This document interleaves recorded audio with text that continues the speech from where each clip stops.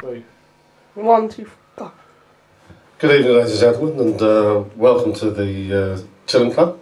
I'd like to thank everybody. Good evening. I'd like to thank everybody for giving up their Saturday evening to come and see us, and that's very good.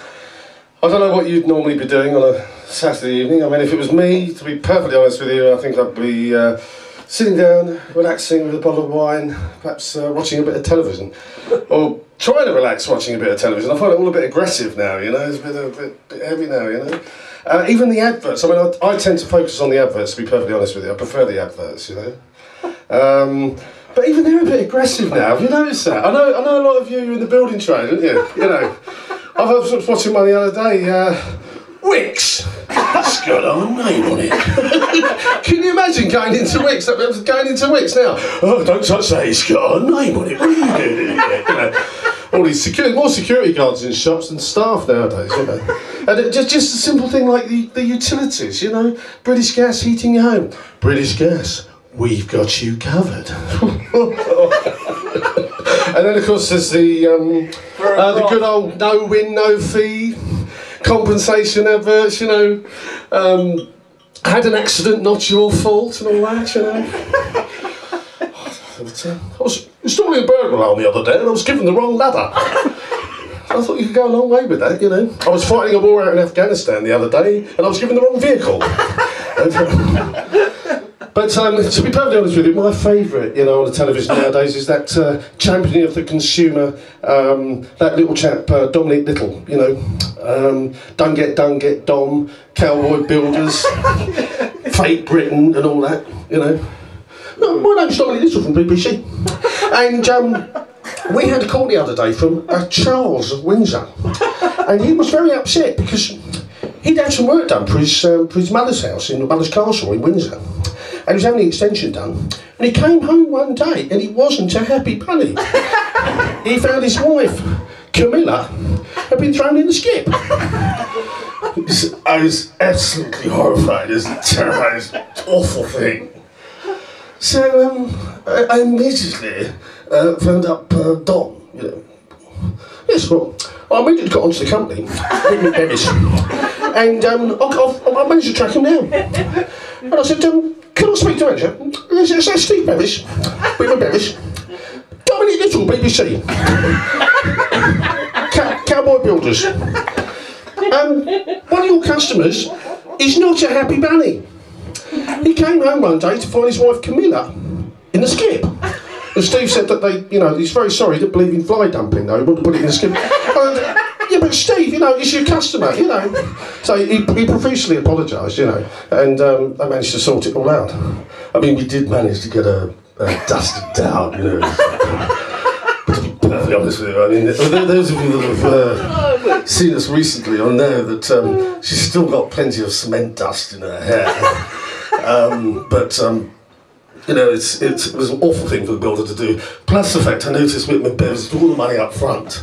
Didn't trust us at all. Everybody thinks the Royals are on the fiddle, you know. This goes back a long time, you know. I can remember when I was a child. This goes back when it was Sandringham. My mother, she insisted on inviting all the people from the estate, all the kids. They had to come and have a pre-Christmas lunch with us, you know.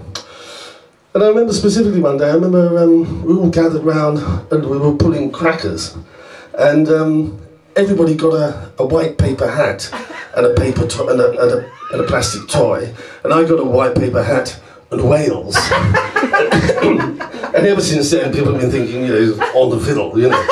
But basically, you know, it's not fair because Camilla and I have been doing a tremendous amount of work last year, raising money for the blind, and we've been up and down the country, up to Scotland, Wales, raising a tremendous amount of money. And I'm pleased to be able to tell you that we've been able to raise enough money to replace all the blinds in the front facade at Windsor Castle, and half of them are Sandringham as well. So I'd like to thank you very much. But I'm going to pass you back now to our compere because yes, well I think that's enough for our excuse me, I think that's enough really for our celebrities for one day. I think we've had enough of them really. Because those people that help out the charities and help out the medical staff really are the medical professionals. They're the people that help with the leukemia, you know. They're the people that help with the research to cure the leukemia. They're the people that help with the condition once somebody's got the condition, you know. So I don't know if many of you come into contact with medical professionals. I don't normally come into contact with them, but but recently I have come into contact with through my doctor, and basically I went to see my doctor the other day. This was for a medical, and I went back to see him, and he said, Mr. Syckes, he said, I'd just like to ask you something. He said, one thing we've noticed about your medical, one of the overriding things here is that you are obese. I said, what? He said, overweight, Mr. Syckes. I said, what? I said, I think I'd like a second opinion. Thank you very much. And he said, all right, then you've got bad breath as well. Thanks very much. But to be honest with you, I'd had enough of it. Yeah, I'm not putting up with that. So I immediately went out of the surgery, disappeared out of the surgery. And he came running after me. He said, no, Mr. Syckes, come back, sit down. Didn't mean to offend you in any way, shape or form. So he couldn't leave it alone. And then he carried on and he was asking me all these questions. Questions I couldn't really understand, you know, like family history, lots of technical medical terms couldn't understand, you know. And then at one point he turned around and he said to me, Mr. Syckes, what motivates you? I said, well, that's a piece of cake. But in all honesty, people laugh. No, seriously.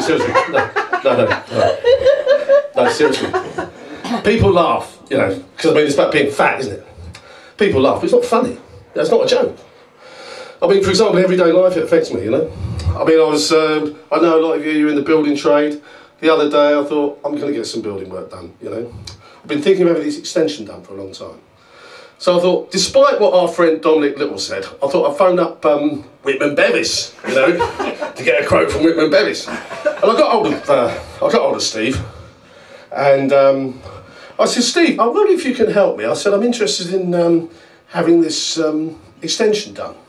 I said, I've got all the drawings ready, I've got planning permission for it, I know exactly what materials I want, but the most important thing is you give me a definite price. I've only got a certain budget, I don't want one of these estimates, don't know where I am, I need a definite price. And he said, well, I'll see what I can do. He said, the first thing we need to do though is sit down, Bill, together, work it all out, give you a price. He said, we should be able to help you there. He said, I'll tell you what we'll do. He said, I know a nice little restaurant in Shepperton, down by the river. He said, why don't we go down there, have a bit of lunch, and we'll go through it all. I thought, fine, okay. So anyway, we got there, but as soon as we got there, main problem, looked at it, this is far more than I thought, there's far more involved in this than I thought. I'm going to have to give you an estimate. And that was the waiter, that wasn't the But, you know, I mean, in terms of the building, I should have given the job to my neighbour, you know. My next door neighbour is suffering a bit at the moment, you know. So he was riding high up until the credit crunch in 2008, and then all of a sudden, no work.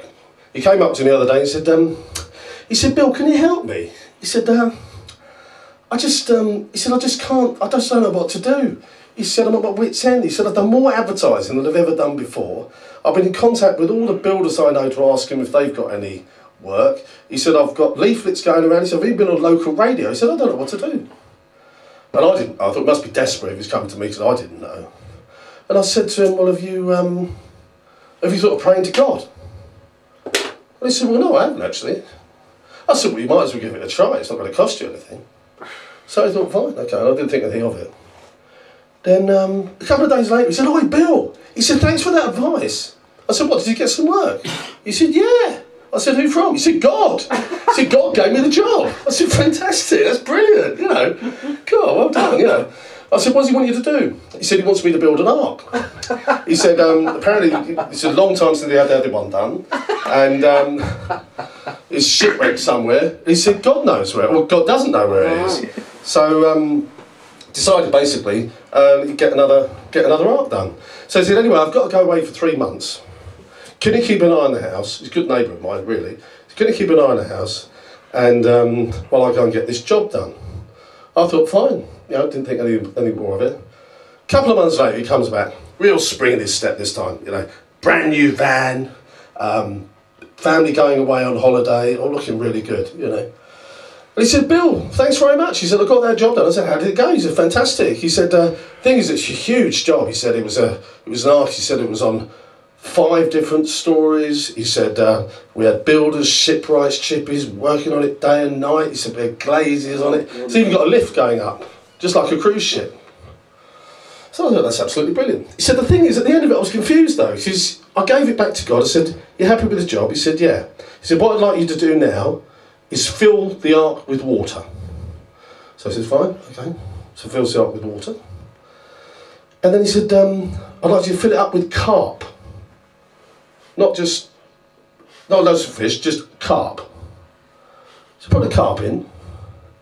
So I gave him back the ark, full of water, full of carp. I said, God, do you mind me asking why you wanted it filled with water and filled with carp? He said, well, yes. He said, ever since I invented the earth, he said, I've always wanted to own a multi-storey carp ark.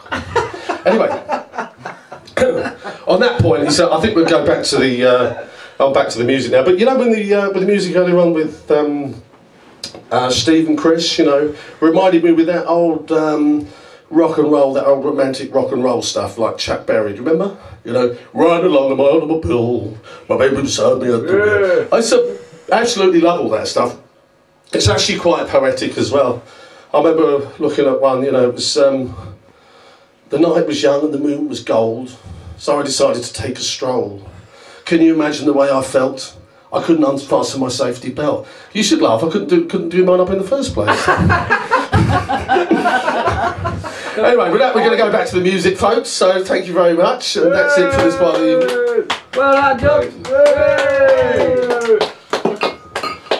Whoa! Whoa! That was great, John. I've got a bit